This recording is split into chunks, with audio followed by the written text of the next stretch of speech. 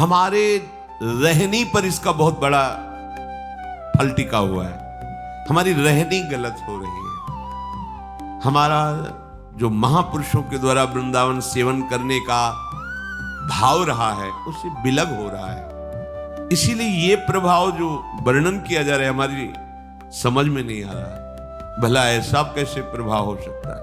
एक एक पग पर यहां प्रयागराज को पावन करने की सामर्थ्य किसी और तीर्थों में नहीं, क्योंकि सब तीर्थ प्रयागराज में अपने को पावन करते हैं जब वो कुंभ पड़ता है। प्रयागराज यहाँ की परिक्रमा करके एक बार रज में लौटते हैं और फिर इतनी सामर्थ्य आ जाती कि 12 वर्ष तक सब तीर्थों को पावन करते रहते। फिर यहाँ पग पग पर प्रयाग है। जेहि ब्रज केल निकुंज मग पग पग होत प्रयाग। गुरु ने बतायो राधा मोहन हूं गायो सदा, सुखद सुहायो वृंदावन गाढ़े गहिरे।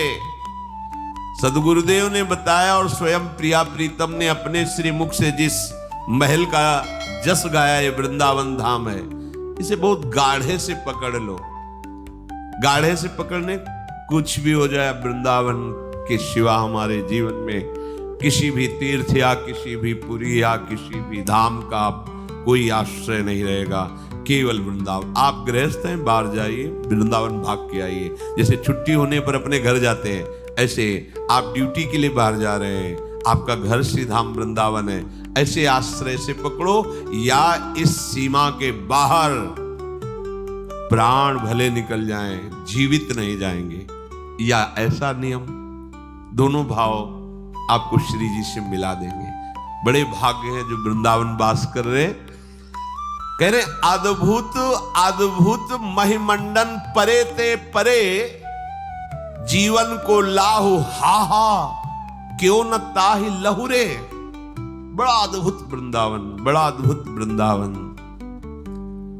ये ब्रह्मा की सृष्टि से परे है। भगवान शेष जी के फण में विराजमान ब्रह्मांडों में नहीं, ये भगवान की चिदानंदमयी सृष्टि है। यहाँ हमारे नेत्र चूंकि पार्थिव है इसलिए हम नहीं देख पा रहे, पर महापुरुष जन कहते हैं अगर जीवन का लाभ लेना है तो वृंदावन धाम को हा हा कह के तात्पर्य कि हाय इतना बढ़िया अवसर है और आप अपने जीवन को नष्ट कर रहे हैं। थोड़े से सुख के लिए, थोड़े से जीवन में हम कैसे फंसते चले जा रहे हैं। ये मुक्त होने का अवसर, फंसने का नहीं। कैसे समझाएं? बस जैसे आंखों का अंधा, उसे कहा जा रहा है आगे कुआं है मत गिर जाके, उसको लगता है हमें बहला रहे हैं, हमारा अभ्यास हम निकल जाएंगे। हमारी ऐसी कुछ दशा है। शास्त्र और गुरुजन कहते हैं आगे गड्ढा है, गिर जाएगा तू। ओ तुम क्या जानो, हम बहुत बार पार हुए हैं, अब भी पार हो जाएंगे। नहीं, ऐसा नहीं है। तुम जिसे देख नहीं पा रहे उसे वो संबोधन करके तुम्हें बचाना चाहते हैं। बोले आनंद को घन छायो रहत निरंतर ही सरस सुदेशो पपीहापन बहुरे। वृंदावन का रंग कौन खेल पाएगा? जो पपीहापन में होगा, चातक का प्रण। जैसे चातक पी पी कह के पुकारता रहता है और अपने मेघ प्रीतम को देखता रहता है। मेघ प्रीतम गड़गड़ाहट से ओले बरसा के उसे पीड़ा पहुंचाता है। दूसरे पक्षी कहते ले इसका फल, बहुत पी पी कर रहे थे, देखो ना डांट रहा है मेघ और ओले बरसा रहा है तुम पर। तो कहता है ये तुम्हें लग रहा है, मुझे तो ऐसा लग रहा है मेरा प्रीतम आनंदित हो रहा है। जैसे कोई अपने प्यारे के ऊपर फूलों का श्रृंगार करे, ऐसे मुझे ओले लग रहे कि मेरे मेघ के द्वारा बरसाए हुए ओले मुझे पुष्प की तरह सुखद लग रहे। पपीहापन गहुरे, हमारे प्रीतम के द्वारा दी गई प्रतिकूलता बड़े बड़े दैवी शक्तियों के द्वारा दी गई अनुकूलता से भी बहुत भारी है, सुखद है। ध्यान देनिया, बने तो रघुबर ते बने, बिगड़े तो भरपूर, तुलसी औरन ते बने ता बने। हमारी प्यारी जू के द्वारा किया हुआ विधान हमारे लिए सर्वोपरि है। भारी से भारी प्रतिकूल परिस्थिति भी हमें महासुखद लगनी चाहिए, क्योंकि मेरी प्यारीजू का विधान।